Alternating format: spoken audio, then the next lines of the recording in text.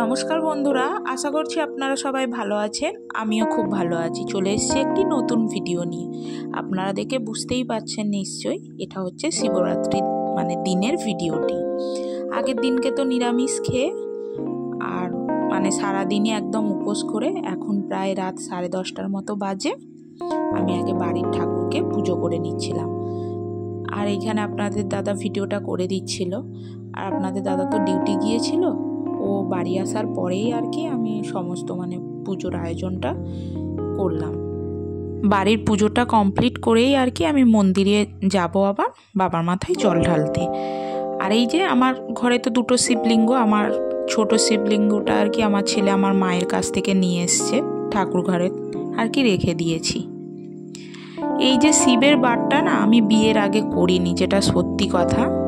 যে যাই ভাবুক বা যাই বলুক, আমি কিন্তু বিয়ের পরে আপনাদের দাদা আমার জীবনে আসার পর থেকেই কিন্তু ওর ভালো মন্দ চাওয়া পাওয়া সব কিছু জুড়েই আর কি ওর ভালো থাকার জন্যই আমি এই বারটা করে থাকি।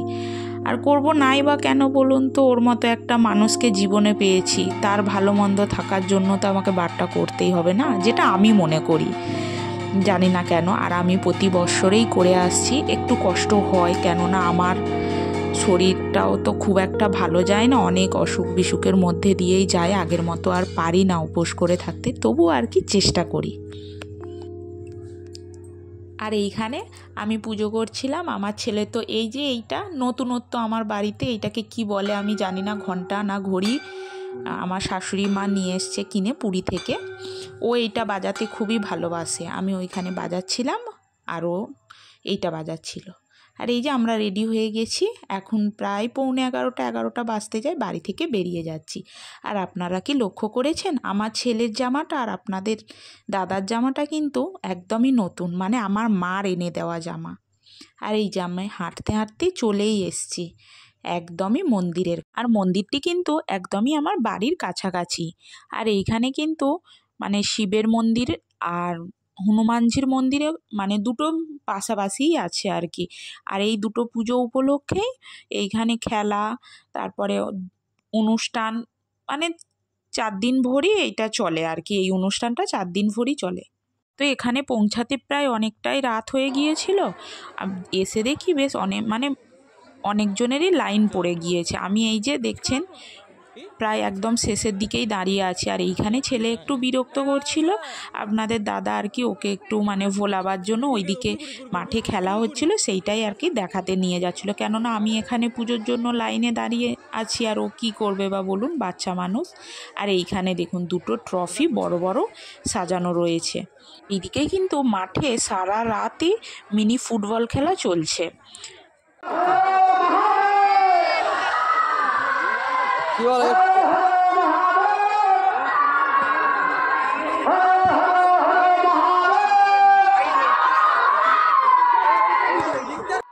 মাঠেতে কিন্তু ছোটোখাটো মতো দোকানও বসেছে অনেক।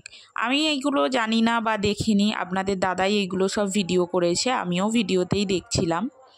আর এইখানে এই যে নাম কীর্তনের এদিকে বাবার পুজোও চলে আর এদিকে নাম কীর্তন চলে। আর সেইটাই আর কি ঠাকুরমশাই কি বরণ করে নিতে হয় না, সেইটাই আর কি করছিলেন। এক কথায় বলতে গেলে সারা বৎসরই কিন্তু আমরা ওয়েট করি এই দিনটার জন্য। কেন বলুন তো, এইভাবে 4 দিন ভোর আনন্দ। আর হ্যাঁ, আপনাদের তো একটা কথা বলাই হয়নি, এই পুজো উপলক্ষে কিন্তু শনিবার দিন দুপুরবেলা কিন্তু এইখানে ভোগ প্রসাদেরও আয়োজন করা হয়েছে। আপনারা কিন্তু সবাই চলে আসবেন। আর হ্যাঁ, ঠিকানাটা যদি বলতে হয়, হলদিয়াতে এসিএল যে কোম্পানিটা আছে তারই একদম পাশেই মন্দিরটি। আপনারা যারা হলদিয়াতে থাকেন অবশ্যই জানবেন হয়তো।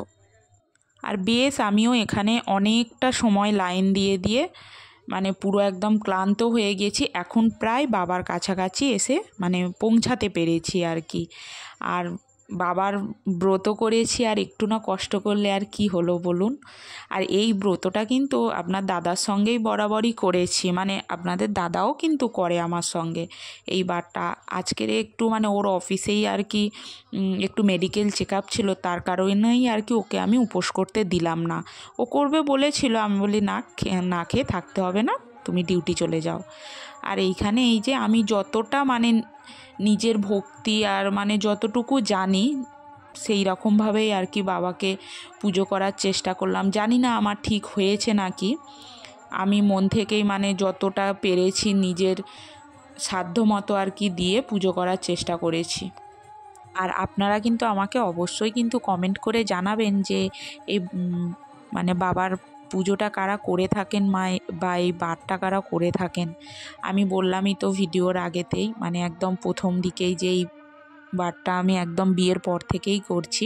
আর এইখানে দেখতে পাচ্ছেন আমি আছি, আর পাশাপাশি আর কি মানে আমার যাও ছিল, আর এইখানে এই যে আমার ভাগনা বউ আছে, তিনজনেই আর কি মানে আমাদের বাড়ি থেকে তিনজনেই করেছিলাম, আর একসঙ্গেও বাড়ি থেকে তিনজনে গিয়েছিলাম। এখন প্রায় সময়টা কটা হবে বলবে, 12:30 নাগাদ হবে। এক প্রহরের পুজো কমপ্লিট হয়ে গেছে। আমরা এইটা দুপুরের মাথায় আর কি পুজোটা করছিলাম, মানে দুপুরের পুজো শেষ হওয়ার পরেই আমরা পুজোটায় মানে জলটা ঢালতে পেরেছি। বুঝতেই পারছেন নিশ্চয়ই, বাবাকে একদমই দেখা যাচ্ছে না, পুরো ফুল মালাতে একদম ভর্তি হয়ে গিয়েছে। আস্তে করে এই যে আমি হাত দিয়ে মাথার দিকটায় একটু মানে ঘি মধু দইটা মাখানোর চেষ্টা করছিলাম, আমি তো দেখতেই পাচ্ছিলাম না হাত দিয়ে করে, তারপরেই বুঝতে পারলাম। বাবার পুজো কিন্তু দেখুন, বাবা কিন্তু বলেনি যে আমাকে এত কিছু দিয়ে পুজো করতে হবে। একটা বেলপাতা আর একটু গঙ্গা জল দিয়েও কিন্তু পুজো করলে তাতেও কিন্তু বাবা সন্তুষ্ট হয়। এই নয় যে আহামরি কিছু দিয়ে মানে পুজো করলেই হবে।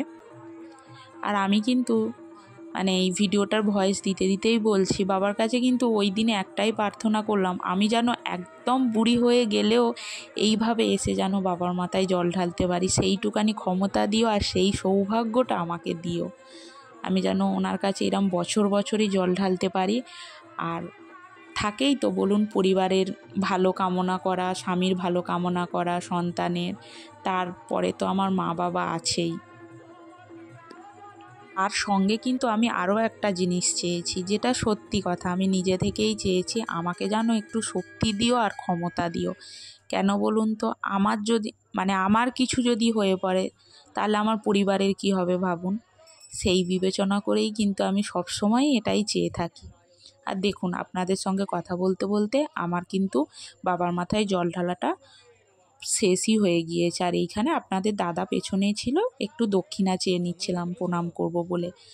আর ওখানে তো ধূপ মানে কমই জ্বালতে দিচ্ছিল, আর এখানে ধূপ মোমবাতি জেলে আর এখানে একটু চরণামৃত ধরে নিচ্ছিলাম। তারপরে এই যে আমরা বাকি কয়েকজন ছিলাম, এইখানে আমরাও পুষ্পাঞ্জলি দিয়ে নিচ্ছিলাম।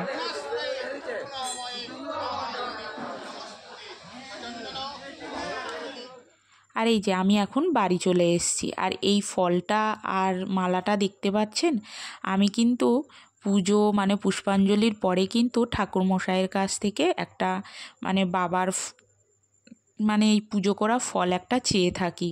উনি আমাকে এরকম আঁচল পাততে বলেছিলেন, আর এইখানে আর কি এই বেলটা আমাকে দিয়েছেন।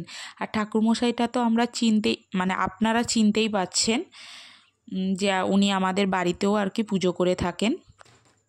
আর এখন কিন্তু প্রায় রাত অনেকটাই বেজে গিয়েছে, প্রায় 1:30-2 বাজতে যায়, আমি ঠিকমতো বলতে পারছি না, ঘড়ি দেখিনি তো। তারপর বাড়ি এসেই কিন্তু আমার একটা বড় কাজ থাকে, সেই কাজটা করে নেওয়ার পরেই কিন্তু আমি ফল টল খাবো। আমি শিবের বার করে ফল আর সাবুই খাই। এই যে বারটা করার মূল হলো এইটা না করে আমি কোনো বৎসরেই আর কি মানে জলও খাই না। আপনাদের দাদাকে প্রণাম করে আপনাদের দাদার হাতে চরণামৃত খেয়ে তারপরেই আমি উপোস ভঙ্গ করি। কেন বলুন তো, এই বারটা তো ওকেই উপলক্ষ করে করেছি না, ওর ভালো মন্দ মানে ভেবেই করেছি। আর আজ তো হরপার্বতীর বিয়ের যোগ, মানে শিবরাত্রিটা, আমিও সেটাই চেয়েছি, এইভাবে যেন ওকে 7 জন্ম পাশে পায়। তারপরেই আপনাদের দাদা আমার খাওয়ার একটু ফল টলগুলো কেটে দিচ্ছিল। আর আমার মুখ চোখের অবস্থা দেখতেই পাচ্ছেন, পুরো একদম অবস্থা খারাপ হয়ে গিয়েছে। আর এখানে আমি খেয়ে নিচ্ছিলাম একটু, আর আপনাদের দাদা আমাকে একটু ফল কেটে দিচ্ছিল, আর আমি এখানে একটু সাবু মাখা খাচ্ছিলাম। তাহলে আমার ভিডিওটা আমি এখানেই শেষ করছি। যদি কিছু ভালো লেগে থাকে একটা লাইক করবে, নতুন বন্ধু যারা আছেন আমার চ্যানেলটা সাবস্ক্রাইব করে দেবেন, আর ভিডিওটা কেমন লাগলো অবশ্যই কিন্তু কমেন্ট করে জানাবেন। দেখা হবে আবার নেক্সট ভিডিওতে। ভালো থাকবেন, টাটা।